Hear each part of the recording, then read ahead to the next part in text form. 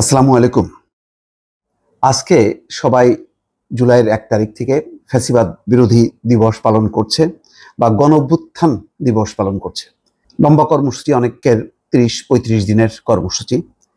কিন্তু আজকে ঠিক ১ বছর বা ১১ মাস আগে শেখ হাসিনার বিরুদ্ধে যারা লড়াই করেছিল, সেই শক্তিগুলোর যে ঐক্য ছিল, আজকে সেই ঐক্যটা যে কতখানি বিভক্ত সেটা তারেক রহমানের একটি বক্তব্যে পরিষ্কার।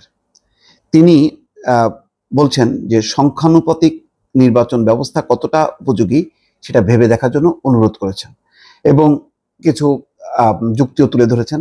সেখানে বলছেন যে বাংলাদেশের বিদ্যমান অবস্থায় ভৌগোলিক রাজনৈতিক প্রেক্ষাপট এই মুহূর্তে বাংলাদেশের জন্য সংখ্যানুপাতিক নির্বাচনী ব্যবস্থা কতটা উপযোগী কিংবা উপযোগী কিনা তা ভেবে দেখার অনুরোধ করেছেন বিএনপির ভারপ্রাপ্ত চেয়ারম্যান তারেক রহমান।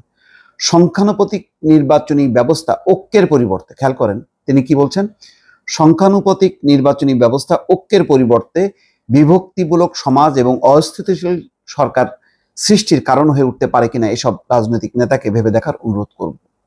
তার মানে তিনি ভাবছেন যে এটা বরং ঐক্যের বদলে রাজনৈতিক দলগুলোকে বিভক্ত করবে এবং সরকার একটা অস্থিতিশীল পরিস্থিতির মধ্যে পড়বে। তারেক রহমান বলছেন যে তারেক রহমান এটি গণঅভ্যুত্থান ২০২৪ জাতীয় ঐক্য এবং গণতান্ত্রিক অভিযাত্রা শীর্ষক আলোচনা সভা এবং শহীদ পরিবারের সম্মানে বিশেষ অনুষ্ঠানে ভার্চুয়ালি বক্তব্য দেন। তিনি বলেন, অন্তর্বর্তী সরকারের সংস্কার কার্যক্রমে বিভিন্ন দল চিন্তা করেই সংস্কার প্রস্তাব দিয়েছে এবং প্রতিটি দলই যার যার বিবেচনায় উত্তম প্রস্তাব দিয়েছেন। তবে সব প্রস্তাব বাংলাদেশের প্রেক্ষাপটে বা বর্তমান প্রেক্ষাপটে উপযোগী কিনা তা বিবেচনার অনুরোধ করেন। বাংলাদেশের গণতান্ত্রিক বিধি ব্যবস্থা শক্ত ভিত্তির উপর রাখতে হলে জনগণের ঐক্য সবচেয়ে বেশি দরকার। সংখ্যানুপাতিক নির্বাচনী ব্যবস্থার আড়ালে আবার দেশের রাজনীতিতে ফ্যাসিস্ট পুনর্বাসনের পথ সুগম করে দেওয়া হচ্ছে কিনা সবার গুরুত্ব দিয়ে ভাবা দরকার। যেমন কোনো কারণে যদি আওয়ামী লীগ অংশ নেয়, যদি কোনো আসনে নাও যেতে, তাহলে টোটাল প্রাপ্ত ভোটের ভিত্তিতে কিন্তু আওয়ামী লীগ দ্বিতীয় পজিশনে চলে আসার শঙ্কা রয়েছে। সেটাকেই ইঙ্গিত দিচ্ছেন তারেক রহমান। নিত্য নতুন ইস্যু সামনে আনলে ষড়যন্ত্রকারীরা মাথা চাড়া দিয়ে ওঠার সুযোগ পাবে। আসলে মানে একজন এক এক রকম ইস্যু নিয়ে সামনে আসছে এবং সেটা আরো একটা দুশ্চিন্তার মধ্যে ফেলেছে, সরকারকে বেকায়দে ফেলেছে এবং নতুন নতুন ইস্যুগুলি সমাধান করাটা অসম্ভব হয়ে উঠছে।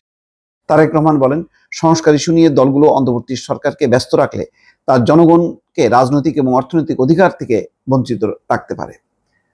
তার মানে যত ইস্যু থাকবে তত বেশি সরকার ব্যস্ত থাকবে এবং নির্বাচন পিছাবে এবং তাতে জনগণের রাজনৈতিক এবং অর্থনৈতিক অধিকার বঞ্চিত হবে, সেটাই বলছেন। প্রসঙ্গত, জামাত ইসলাম, ইসলামী আন্দোলন, কমিউনিস্ট পার্টি সহ অনেক রাজনৈতিক দল সংখ্যানুপাতিক বা আনুপাতিক পদ্ধতিতে ভোটের পক্ষে দাবি তুলেছে। তবে বাংলাদেশের অন্যতম বৃহৎ রাজনৈতিক দল বিএনপি এই পদ্ধতির বিরোধিতা করে প্রচলিত সংসদীয় পদ্ধতিতে নির্বাচনের পক্ষেই অবস্থান করছে।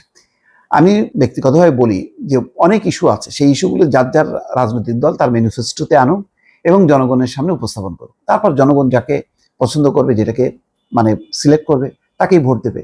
এর বাইরে আগে থেকে যদি চাপাই দেওয়া হয়, চাপাই দিয়ে বলা হয় এটাই সিস্টেম, এই সিস্টেমে তোমরা ভোট দাও, কোনো প্রার্থীকে না দলকে ভোট দাও, তাহলে এটা জনগণের অধিকারটাও জনগণ যেহেতু প্রচলিত একটা পদ্ধতিতে অভ্যস্ত, প্রচলিত ব্যবস্থায় তারা ভোট দিক, কিন্তু ভোটের আগে প্রত্যেকটা দল কে সংখ্যানুপাতিক ভিত্তিতে চায়, কে দল ভিত্তিক চায়, কে প্রার্থী ভিত্তিতে নির্বাচনটা চায়, সেটা সামনে আনুক। জনগণ যেটা চুজ করবে সেইভাবেই তারা ভোট দিবে।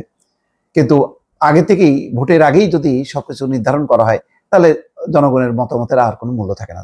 দর্শক ভালো থাকবেন, আল্লাহ হাফেজ।